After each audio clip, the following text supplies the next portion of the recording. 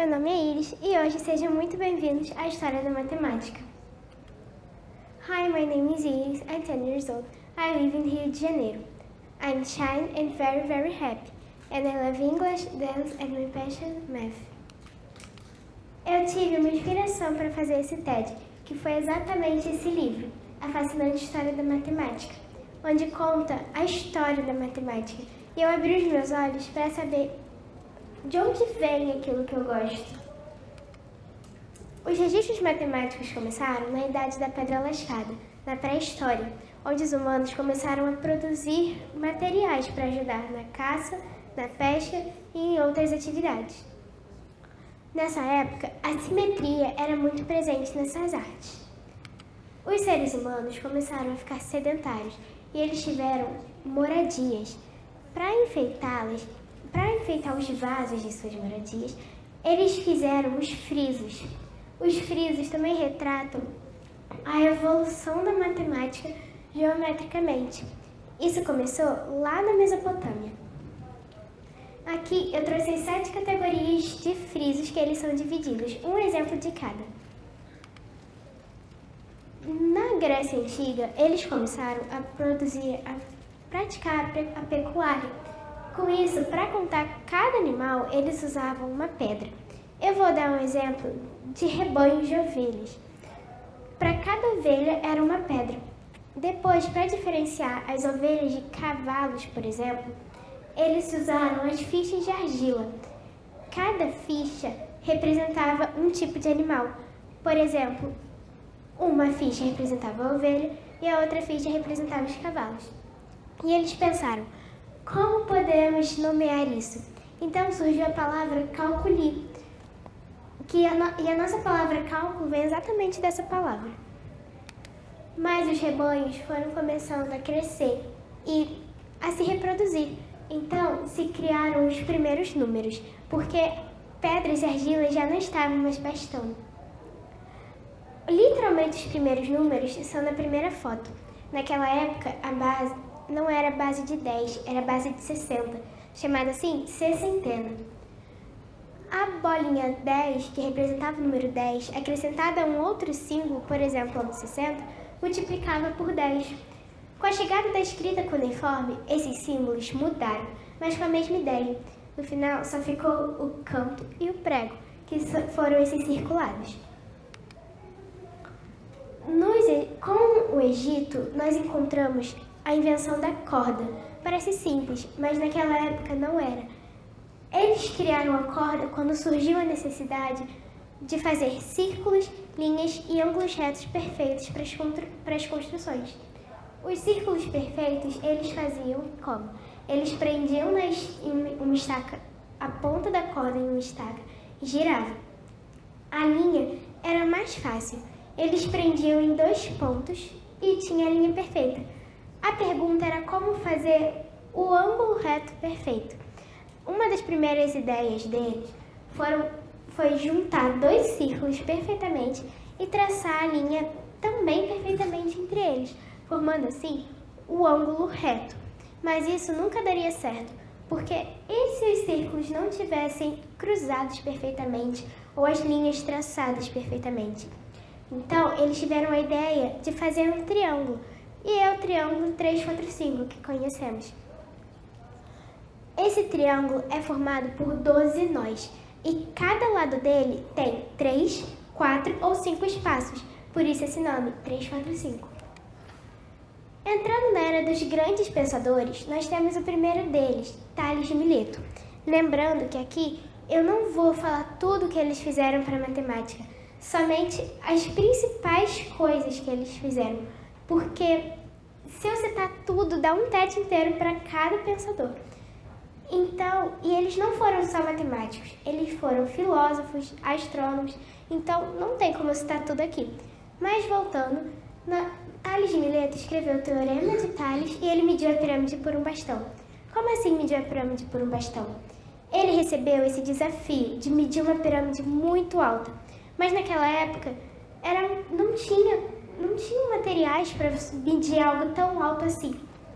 Então, como Tales fez? Com os cálculos certos, ele botou um bastão do lado da pirâmide e no dia que a sombra do bastão fosse da mesma altura, a sombra da pirâmide também seria a mesma altura da pirâmide. Assim, ele mediu a pirâmide no chão. Depois de Tales, nós temos Pitágoras, que, como vocês já devem saber, ele criou o Teorema de Pitágoras, que diz que a soma do quadrado dos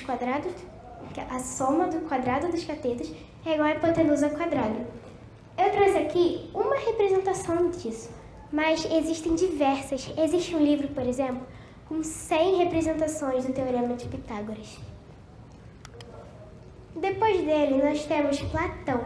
Platão descobriu os sólidos geométricos, 5 dos nossos sólidos geométricos: o tetaedro, o octaedro, o cubo ou o hexaedro, o dodecaedro e o icosaedro.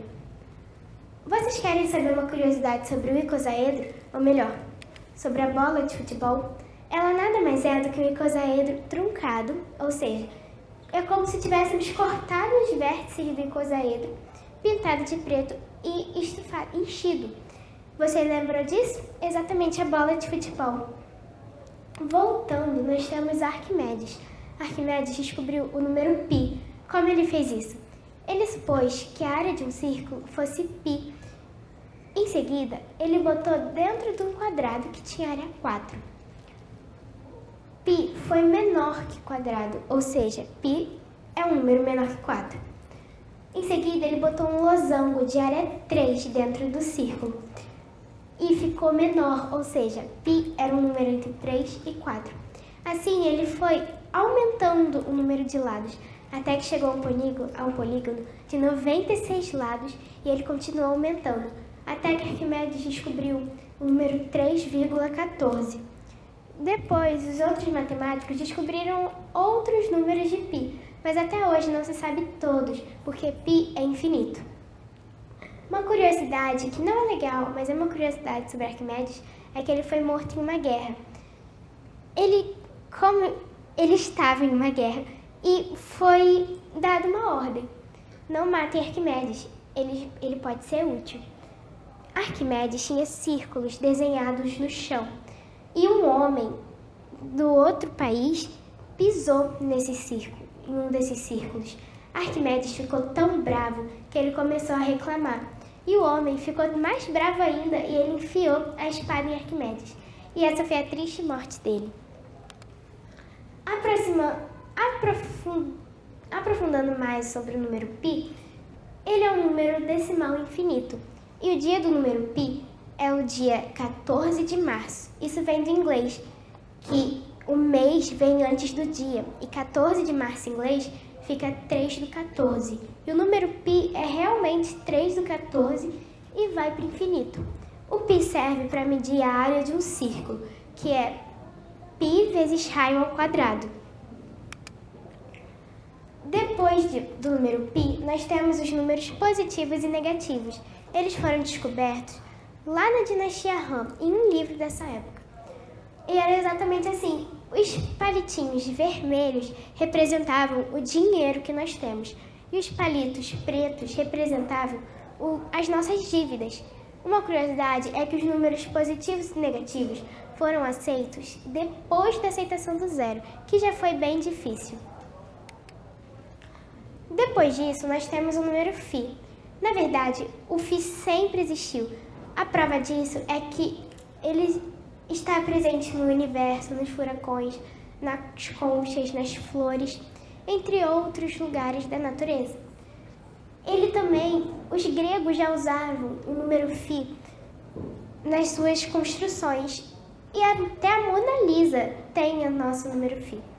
Só que ele foi aplicado por Fídias e o símbolo do número φ é realmente uma letra grega que tem o nome φ. Por que Galileu está aqui e não nos grandes caçadores? Porque ele veio muito depois, então não tinha como eu botar ele lá. Mas voltando, Galileu Galilei criou o pêndulo, a balança hidrostática, o termômetro, entre muitas outras coisas. Ele foi tão genial que não dá para citar tudo o que ele fez aqui. Depois de Galileu Galilei, nós temos a probabilidade, que foi descoberta lá na França por Pierre. a partir de um desafio de um jogo de azar. Quais eram as chances possíveis do jogador 1 ou do jogador 2 de vencer? Ele resolveu esse problema a partir de histogramas, que nada mais são gráficos que medem a probabilidade, ou seja, gráficos que medem as chances possíveis daquilo acontecer. Aqui eu trouxe três histogramas. O histograma de se lançarmos 10 moedas cara ou coroa, 100 ou 1000 moedas. Falando em probabilidade, nós temos o triângulo de Pascal, que ajuda a detectar a probabilidade, mas não só isso, os números triangulares e a sequência de Fibonacci também. Em vermelho, nós temos a sequência de números triangulares, mas isso vai para o infinito, então, e o triângulo de Pascal também é infinito. E não dá para mostrar tudo aqui, eu vou dar um exemplo de cada. Em laranja, nós temos a probabilidade de se jogarmos 2 moedas cara ou coroa. E essa linha representa um dos números da sequência de Fibonacci, mas não vai ter esse número lá, você tem que detectar. Esse número, o número 8, por exemplo, é a soma de 1 mais 4 mais 3. 1 mais 4, 5, mais 3, 8. Whitten e Russell. Eles fizeram uma coisa que parece muito boba, mas é muito complicado provar isso. Por que 1 mais 1 é 2? Eles provaram isso em uma obra chamada Princípio Matemática. Precisou de 362 páginas para provar que 1 mais 1 é 2. Parece simples, mas não é. Uma linha do tempo dentro da própria linha do tempo. Tudo começou com a nossa inteligência, com a inteligência do homem. Depois, os cálculos foram ficando mais difíceis de resolver só com a nossa inteligência. Então, foram criados instrumentos para nos ajudar. Lembrando que também daria um TED inteiro se eu fizesse só dessa evolução. Então, eu vou citar aqui os principais. Um dos primeiros foi o ábaco. O ábaco é formado por pedrinhas que, conforme os números, você vai mexendo. Depois do ábaco, nós temos a primeira calculadora, que foi criada por Pascal, lembra? Essa é a pascalina. Mas os cálculos já foram ficando muito complicados, então o negócio já vai complicando junto. Foi criado, então, o computador. O computador nada mais é que uma fonte de algoritmos. Mas o que é algoritmo? Algoritmo é um cálculo que resolve um problema, só que o computador faz isso de maneira muito mais rápida. Quanto mais dados o computador recebe e processa, mais sofisticado e preciso fica o algoritmo. Chegando aos dias atuais, nós temos a inteligência artificial. A inteligência artificial não está mais só na tela do computador, está na nossa vida, no celular, na televisão, no próprio computador e em outros lugares. Para finalizar o meu TED, eu gostaria de citar a medalha Fields. Ela é como se fosse um prêmio Nobel.